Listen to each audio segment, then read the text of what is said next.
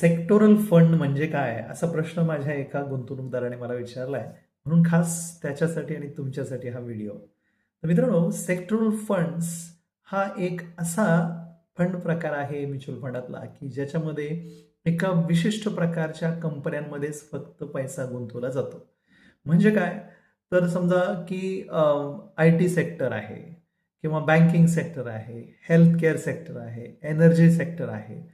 तर हे एक सेक्टर आहे की या सेक्टरमध्ये विविध प्रकारच्या कंपन्या येतात आणि मग एखाद्या व्यक्तीला असं वाटत असेल की पुढचं भविष्य, पुढचे काही वर्ष हेच सेक्टर चालणार आहे, तर मग तो त्याच्या अभ्यासाच्या आधारावरती त्याच्यामध्ये इन्व्हेस्ट करू शकतो. आता हे सेक्टरल फंड जे असतात ना, ते कमालीचे रिस्की असतात, कारण की याच्यामध्ये गुंतवणुकीचं एक सगळ्यात बेसिक जे प्रिन्सिपल आहे, मूलभूत तत्व आहे की सगळे अंडे एकाच बास्केटमध्ये ठेवायचे नाही, तर विभागून ठेवायचे. हेच त्या ठिकाणी पाळलं जात नाही. म्हणजेच डायव्हर्सिफिकेशन याच्यामध्ये नसतं आणि त्याच्यामुळे खूप मोठी रिस्क याच्यामध्ये असते.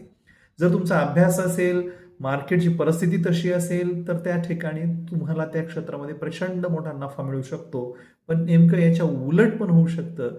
ते क्षेत्र चाललं, तेजीत राहिलं, तर तुम्हाला निश्चितपणे प्रचंड असा नफा यामध्ये मिळू शकतो. अर्थात तुम्हाला जर रिस्क घ्यायची क्षमता असेल आणि तुमच्याकडं जर सरप्लस पैसे असतील, जास्तीचे पैसे जे पुढच्या 5 वर्षात, 10 वर्षात लागणार नाहीत, असे पैसे खूप सारे असतील, तुमचा मार्केटचा खूपसा अभ्यास असेल आणि तुम्हाला मार्केटचे ट्रेंड्स कळत असतील, तरच या क्षेत्रामध्ये या प्रकारच्या फंडामध्ये इन्व्हेस्टमेंट केलेली योग्य होऊ शकते. अन्यथा तुमचे पैसे त्या ठिकाणी लॉसेस खूप मोठे तुम्हाला या ठिकाणी होऊ शकतात. तर असं हे सेक्टोरल फंड.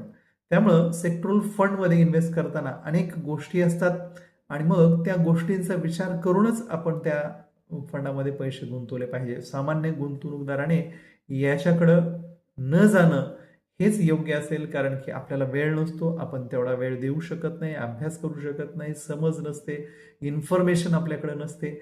या सगळ्या गोष्टी नसल्यामुळं याच्याकडं न जाणं चांगलं. परंतु ज्याकडे हे सगळं आहे, ज्याला सांगितल्याप्रमाणे अनेक गोष्टी ज्याच्या हातात आहेत, या व्यक्तीने जरूर या फंडामध्ये गुंतवणूक करावी व मोठ्या प्रमाणामध्ये नफा किंवा तोट्याची तयारी ठेवावी.